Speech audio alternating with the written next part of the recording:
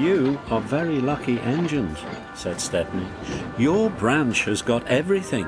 It's long enough to give you a good run and you have plenty of passengers. Then you've a quarry, a mine and some factories.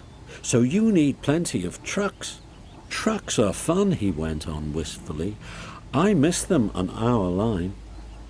Percy looked surprised. You can take mine and welcome this morning, he said. So they asked permission and then went off to collect them.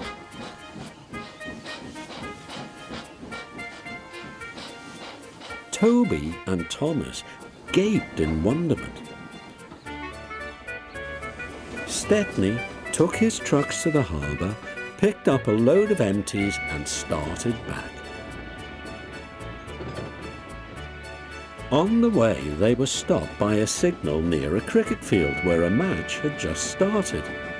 They settled down to watch. Presently some fielders came towards them and waved. Could you move, please? They asked. Your last few trucks are behind the bowler's arm.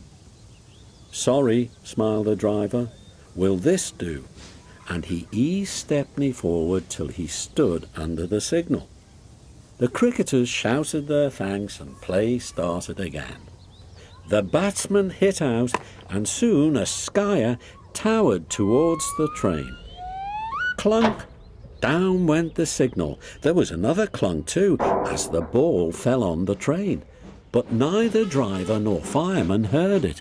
They were too busy. Stop! Yelled the fieldsman. But Stepney's noisy starting drowned their shouts. Come along, he puffed to the trucks and left the frantic fieldsman behind. Our one and only ball, they said sadly. 4 of them piled into an ancient car. Wake up, Caroline, they said. Caroline coughed crossly, reluctantly came to life, and they rolled out onto the road. Stepney wasn't hurrying. He had just crossed the river when Caroline came up behind. Toot! Toot! She wailed. Road and rail ran side by side. The cricketers waved and shouted, but they were too far away for the firemen to recognise them or hear clearly what they said.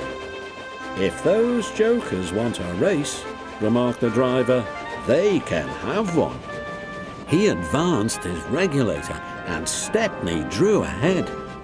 Poor Caroline wasn't happy. She rattled along at twice her usual speed. Master shouldn't treat me like this, she grumbled. This pace is too hot for my system. It'll fuse all of my circuits. Hurrah! She exclaimed. That silly train has run into a hole, so we can't catch it. Now Master will have to be sensible and go home. But Master didn't go home. Caroline nearly boiled with fury when he made her climb a steep hill and run down to the station on the other side. Caroline arrived just as Stepney had shunted the trucks. His crew were going off duty.